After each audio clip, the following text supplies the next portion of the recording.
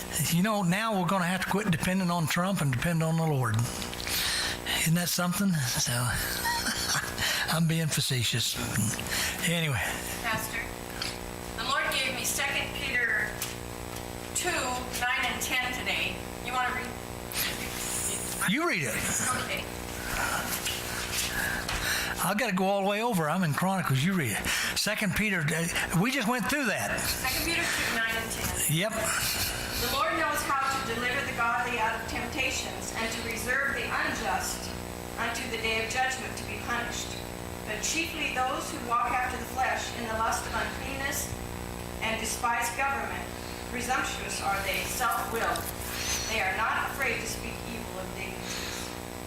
And the thing of it is, that government, that is God's ordained government, the institution that He put in. And when we was going through that, and I thought of that, and I don't know if I ever brought it up, but we're not, these people, they are presumptuous. They are read that last part there again, what do they deny government or They despise government, and they're presumptuous and self-willed, and they're not afraid to speak evil of dignities. Yeah, okay. Now, the simple fact, when you look at that, they're talking about the government. The Bible's talking about the government that God ordained. Okay? They're doing everything in the world against that thing. When we argue against it, we've got to keep in mind we're not so much fighting for or arguing for the government that is now in place, but for the simple fact that the government that God ordains government. Okay, and we are, as Christians, we are to support and try to help bring in that godly sort of government. And we are to do, and then in John, what were we in last week? Love not the world, the things that are in the world. If the love of the world, the love of the Father is not in them. Okay, what's going on is a government of the world. It's a world system, and we'll get into that today with the Antichrist. And so when we this is something as Christians, because we've heard a lot that we're not to fight the government. Okay, now wait a minute. I am not, when I stand up and speak against what's going on in the country, I'm not speaking against God's ordained government of righteousness and holiness and right laws and everything. I'm speaking against a world system. Yeah, a worldly, wicked system. And I don't think a lot of Christians get a hold of that thing,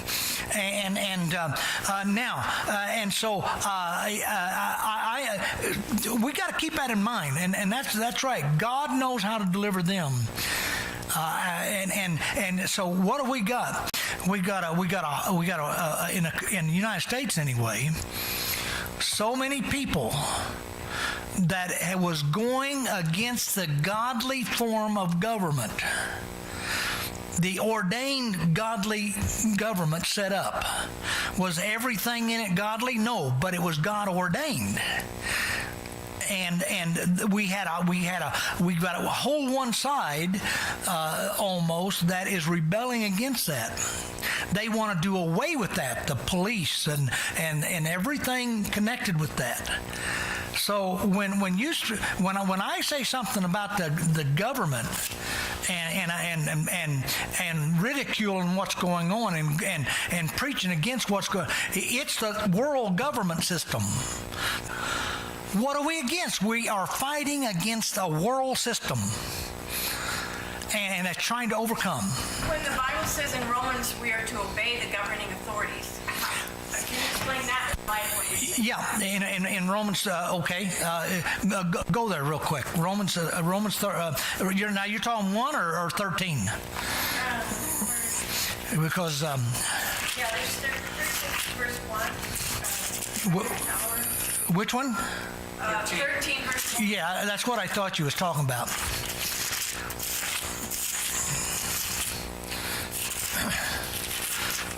Yeah, let every soul be subject unto the higher powers, for there's no power but of God. See, right there it tells you this is talking about a God-ordained, lawful government system that God established. God established 3 ordinances: the government, the family, and the church. And the simple fact of it is, and I'm not saying which order, because I guess the order would be the family, the government, and the church. Institutions, yeah. Mm-hmm. And so the simple fact of it is, that is, in what he's given you here, is that God ordained institution that he ordained and established, set the rule for it. And that's what we are, and we are not to fight against that. And so this, the simple fact of it is, you have a world system now that has come in and infiltrated that thing. Now, are we to take up guns against the world? No, because Romans chapter 1 takes care of that. Hold your place in 13 and go back to Romans chapter 1.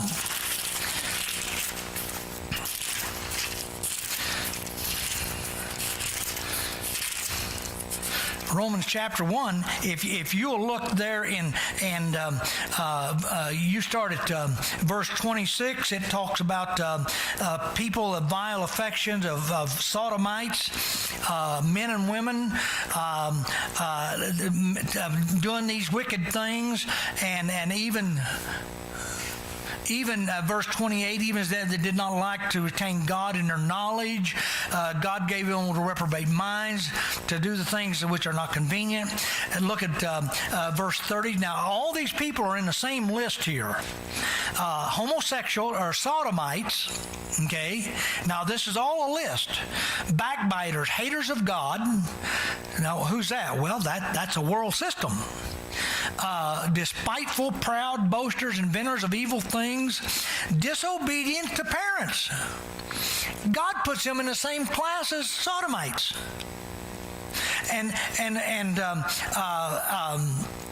without understanding, covenant breakers, without natural affection, implacable, unmerciful, who, knowing the judgment of God, that they which commit such things are worthy of death.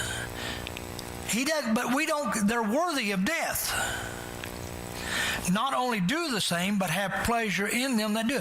God says the simple fact of it is the people. Now all these different people, haters of God, disobedient, going against His system, God's system, trying to implement a world system, disobedience. He hits every aspect of all 3 areas that He instituted: the family, the government, and the church.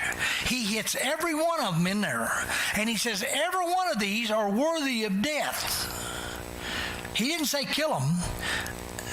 They're worthy of death. Not only that, the ones that take pleasure, the Christians that take pleasure in the people who do it, they're worthy of death. But are we to? No, God's going to judge them.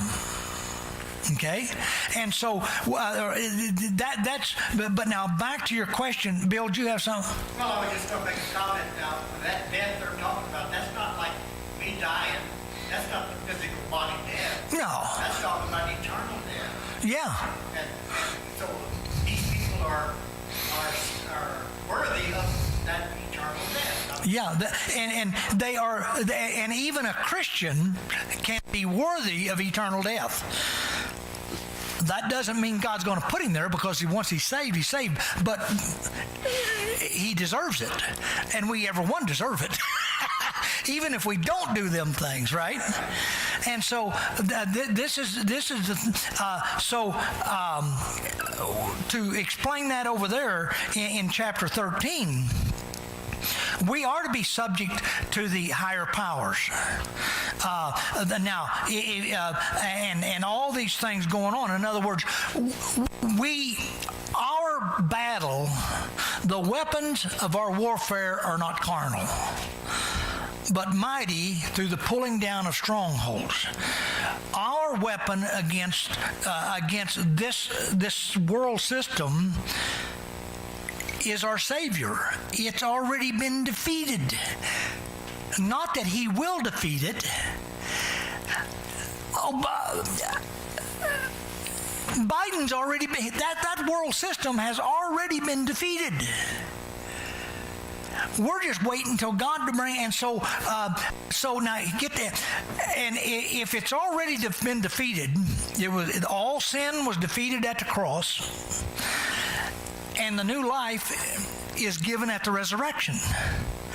It's all been done, including this government. And so when we take up arms against a world system, I'm saying physically, take up arms against the world system, we are fighting something. We're saying, God, Christ, what you did is not sufficient. We kind of nullify, which we don't, but our actions say that we do. That Christ, what he done on the cross wasn't enough. So we'll as Christians, we're going to get out and we're going to take up weapons and we're going to physically go out and fight against this world system. No. The weapons of our warfare are not carnal. We are to fight against the world system. How? In the way we live, in the way we conduct ourselves through prayer as born-again Christians, and we're to fight it continually, never dropping our guard against this thing. And we can call out sin for what it is. And, now wait a minute. You say, we're not to speak evil of that. Wait a minute.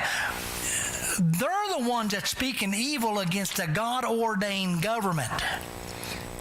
I am speaking and bringing, if I see Kamala Harris doing something or AOC or whatever, and I call that out, I'm calling out wrong. And that's a Christian's obligation. And how do I do that? I call it out, I present it, and I have to leave it alone.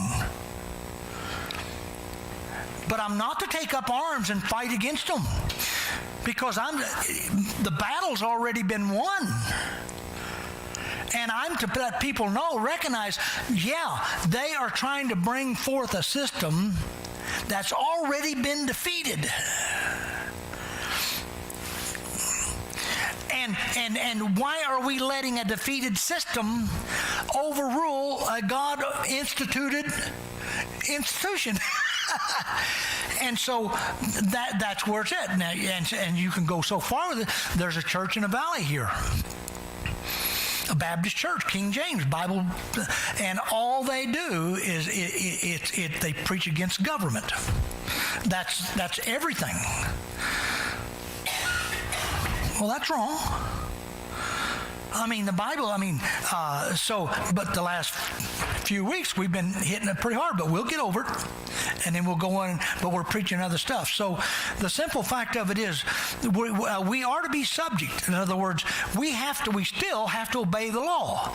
Even we have to obey a law that an ungodly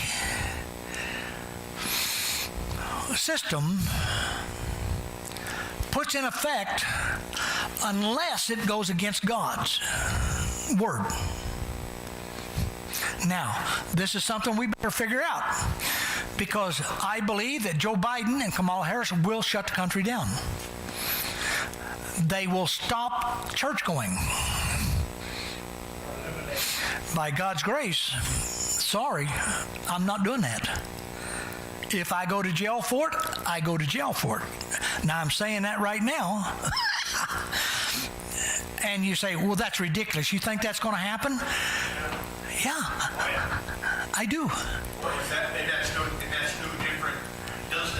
It doesn't overreach the fact that as American citizens, as Christians or whatever, that taking up arms against the government doesn't intercede with if something happens and my life is threatened. I have the right to defend myself. Yeah, that's a personal decision you have to make. But that's not the same thing. That's a personal thing. If I want to carry a gun to defend, those that are going to defend themselves in a violent, evil situation,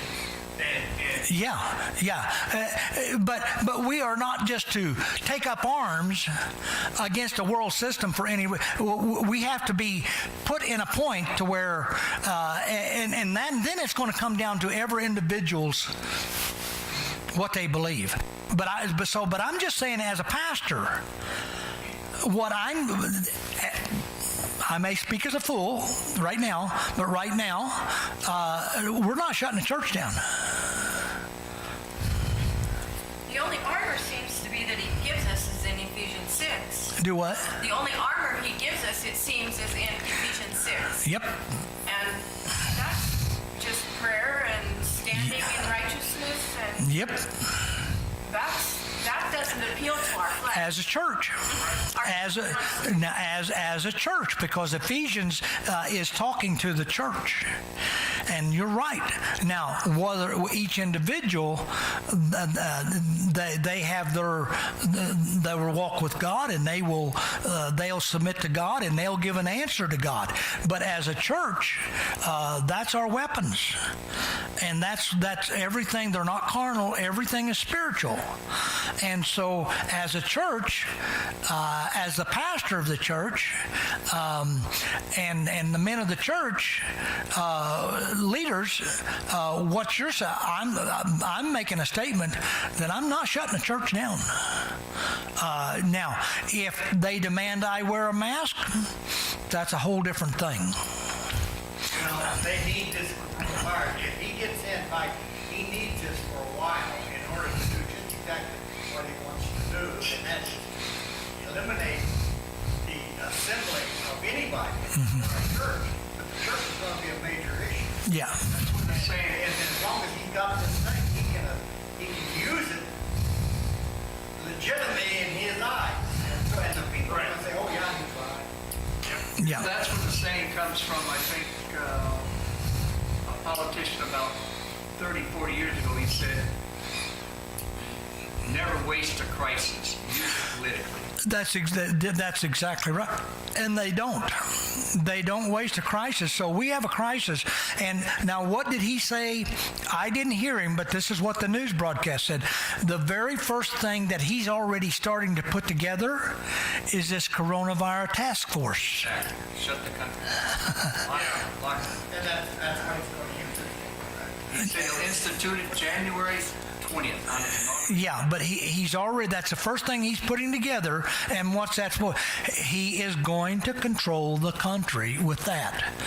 And he will demand that we all wear masks. That's just like the church is actually, when this thing started, the church has actually done this. We even stopped for a while. Yeah.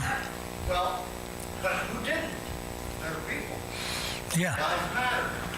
Well, and that's what I'm saying, and the Lord's dealt with me about that, and about shutting the church down, and that's what brought a lot of this stuff on to me, is the Lord just dealing with me. Wait a minute, this is my church. This doesn't belong to the world system. This is my church. I'm the one that says we're to close down, not the law. Peter said, and it was about witnessing, I'm to obey the Lord. Okay? And so, as a pastor, and then each one of you are going to have to decide if you want to come to church or not. But as a pastor, if they do, right now, I'm going to be here every Sunday morning opening doors. Well, look how many has not. They've used this. Do what? Look how many already from this church use the excuse not to be here. Well, yeah, and we don't even. If you go back east, Tom's church is just about decimated because people won't come to church. It's an older group. Good excuse. It's a good excuse. One excuse is as good as another. The law says so. So they're saying they'll take things out of context, out of the Bible, if they don't know that, well, God says we're to obey this government. No, wait a minute. We are always, show me someplace in the Bible that we are not always supposed to combat and confront evil. Now, and that is not talking about the world system. That's talking about God's ordained system, the government. And when we do obey it, and when we go against it, how are we to go against it as a church? The weapons are Ephesians chapter 6. It's prayer and everything else. We're not to take up arms as a church. Now, what an individual does, that's a different deal. But our power is prayer and trusting God that this system's already been defeated. We're just going to trust Him to get us through that. And so that's, and I believe it's a strange thing. Would you have thought, and we knew this was coming down the road. We know Bible teaches this. But did you really, really ever think you'd see it in your days? No. I of course, and I guess this human nature that we know things are going to happen, but it'll be... I won't have to do it. And I guess I get that, when Hezekiah, God says, I'll give you another 15 years. Well, He knows what's going to happen, but we got 15 years and it's going to happen to my children. So, yeah. I want to mention something, and that is I have Christian friends that, you mentioned that the word Christian obligation just 5 minutes ago. I have Christian friends, I know Christians that don't vote. They said we don't get involved in politics. And the statistics show that only about 60% of Christians vote in these elections. It might have been higher in this one, I'm not sure, but 60%. Therefore, if they're not voting against abortion, if they're not fulfilling the obligation against bigger government, higher taxes, open borders, just those 4 items right there, okay? If they're not voting against that, then they're allowing it. And the problem with the 60%, and let me finish this, Yep. do vote, here's the big problem. 50% vote Democrat and liberal. 50%. How can they do that knowing what God wants? Because they don't know. I read you the last verse in Romans chapter 1. They that take pleasure in them things. That involves all them Christians that they take pleasure in. They allow them to happen. And God says, you're as worthy as death as they are. Now, am I going to kill you and put you? No more than I am them till it gets time. What I'm getting at is if the Christian fulfilled their Christian moral obligation to God and to the country, it's a civil duty to vote. Mm-hmm. If they got off of their butts and went to the polls or sent the ballots, the Christian vote, 40% that don't vote and the 50% that do vote on the wrong side, would carry the federal, the state, and the county and put any person in office they wanted to, nationwide. Yep. So the Christians should be ashamed of themselves because I'm very disappointed in the ones that say, I don't get involved in politics. Absolutely. They're getting what they deserve, and I hate to say it. And you go back and look from the Old Testament all the way through, that you look at every one of the prophets. They knew the kings. They knew all the political system. They were involved in politics. Big time. But they done it according to God's will. Jeremiah and Daniel. Yeah. When I heard this, what you're talking about so many Christians, all Christians, but now here's the problem with that. They link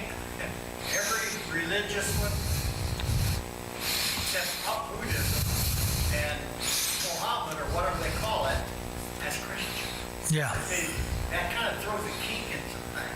I mean, what he's talking about is right, because I heard the same theory. Yeah. The trouble is a Catholic Christian? We don't know. 999. But here again, even if they're not Christian, because of their religious teaching, they're moral and they know right from wrong.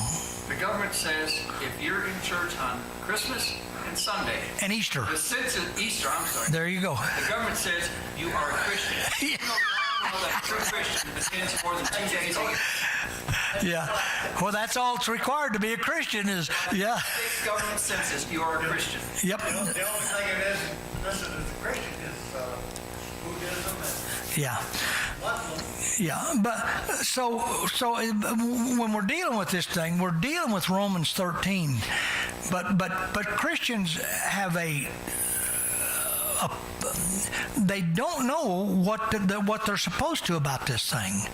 No place in the Bible, again, are we ever to stand for evil.